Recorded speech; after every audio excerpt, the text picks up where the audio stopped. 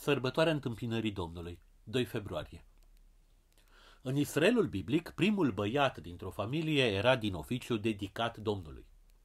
Aceasta se făcea în amintirea prețului de sânge plătit de egipteni ca pedeapsă pentru că nu au eliberat poporul evreu la cererea lui Dumnezeu.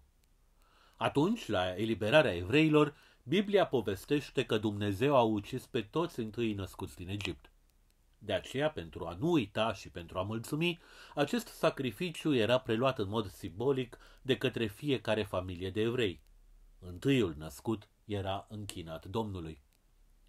Pentru ca acel copil să fie eliberat de această condiționare, trebuia să se plătească o sumă simbolică, o taxă de 5 sicli de argint. Astfel, Iisus ajunge prima dată în templul din Ierusalim adus de părinții săi. Era un bebeluș. În timpul acela, așteptarea evreilor ca ceva să se schimbe, ca destinul lor să se împlinească, să vină acel Mesia care să dea sens poporului Israel, era foarte ridicată. Tot mai mulți evrei conștientizau că sunt de fapt i-am spune acum că suntem obișnuiți cumva cu tehnica modernă, pe un peron al istoriei, așteptând trenul care să-i ducă la destinație. Nu era cel mai dificil moment din istoria lor, dar nu era nici cel mai fericit. Nu erau sclavi, ci liberi. Aveau un rege al lor, chiar dacă supus Romei, iar ocupația romană, deși iritantă, era departe de a fi cea mai mare nenorocire care li se întâmplase. Cu alte cuvinte, evreii bălteau într-o mediocritate a istoriei și simțeau toți că urmează să se întâmple ceva major. Cumva cum simțim și noi în zilele noastre. Ceea ce sperau ei era că acel eveniment major va fi venirea lui Mesia. Iosif și Maria credeau că fiul lor este special, că este Mesia. Un înger apăruse Mariei ca să o vestească că a rămas însărcinată. Iosif primise vizita în vis a unui înger de 2 ori, fiind informat în acest mod, să recunoaștem destul de neconvingător, că acel bebeluș este Mesia. Mai fusese reacția verișoarei Mariei, Elisabeta. Mai fusese și vizita păstorilor în momentul nașterii. Nu menționez vizita magilor aici pentru că, cel mai probabil, cronologic, ea a avut loc după această vizită în templu, nu înainte ei.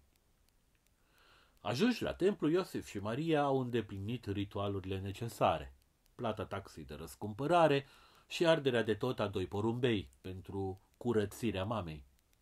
Nefiind cu nimic diferiți, astfel de alți părinți care își făcuseră drum până la Ierusalim pentru întâiilor născuți. Însă 2 bătrâni din Ierusalim au recunoscut în bebeluș pe Mesia. Cei 2 bătrâni se numeau, ne spune evanghelistul Luca, Simeon și Ana. Simeon era un om evlavios, ne spune Biblia, unul din cărturarii evrei, un rabin, cum i-am spune acum. Acesta știa, fusese avertizat în mod supranatural, că nu va muri până nu va apuca să vadă pe Mesia. Am crede că acesta este un soi de privilegiu. Dar moartea are timpul și rostul său în viețile noastre, iar prelungirea nefirească a vieții este mai degrabă o corvoadă decât un lucru bun. De aceea, când Simeon este, ne spune evanghelistul Luca, condus de Duhul Sfânt la templu ca să-l vadă pe Mesia, acesta se bucură tare. Viața lui se poate în sfârșit termina. De aceea, când ia pruncul în brațe, primele cuvinte pe care le rostește sunt: acum eliberează pe robul tău, stăpâne, după cuvântul tău în pace. În sfârșit, putea să se bucure de odihnă morții, mulțumit că Mesia venise în lume. Însă Simeon nu spune doar atât. El știe, spre deosebire de majoritatea contemporanilor săi, că Mesia nu este un lider politic, că va veni, paradoxal, nu să unească Israelul, ci să bulverseze istoria.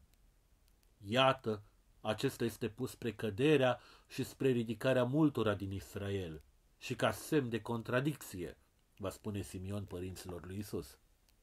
Și privind spre Maria, Simeon a avertizat-o. O sabie a suferinței va trece prin inima ei.